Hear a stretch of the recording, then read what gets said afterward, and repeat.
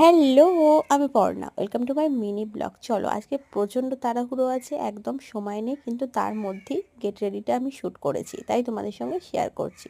আমার একটা বদ অভ্যাস কী জানো তো, আমি বসে বসে ল্যাদ খাবো, কিন্তু কিছুতেই 1 ঘন্টা আগে থেকে এসে আমি ভিডিওটা শ্যুট করব না। ঠিক বেরোনোর 10 মিনিট আগে আমি তাড়াহুড়ো করে রেডি হব, আর সেটাই আমি শ্যুট করব।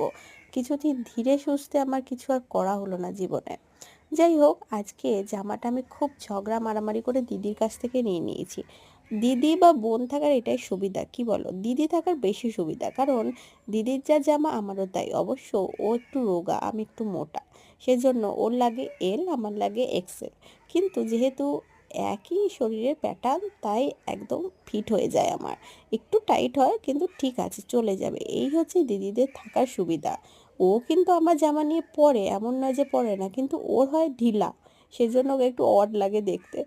কিন্তু আমার হয় একদম ফিটিংস। এটাই হচ্ছে আমার সুবিধা, বোনেদের এটাই সুবিধা। তো তারপরে একটুখানি হালকা পাতলা রেডি হচ্ছে। আমার কাছে মেকআপ বলতে, তোমরা যারা যারা আমার ভিডিও দেখো তারা আজকাল জেনেই গেছো, জাস্ট কাজল, আইব্রো শেড, লিপস্টিক, আর হচ্ছে কানের, আর জাস্ট পারফিউম।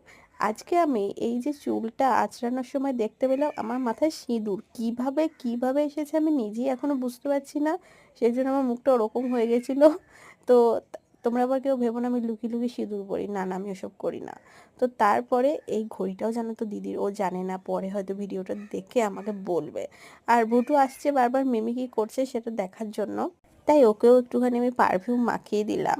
আর প্রচণ্ড দেরি হয়ে গেছে, জানি না বাস পাবো কি না, কিন্তু সানগ্লাস তো করতেই হবে, প্রচণ্ড রোদ। আর কি জানো তো, আমি পাড়াতে একদম সানগ্লাস পরে বেরোতে পারি না, এটা খুলবো আবার পরে গিয়ে পরবো। তো টাটা।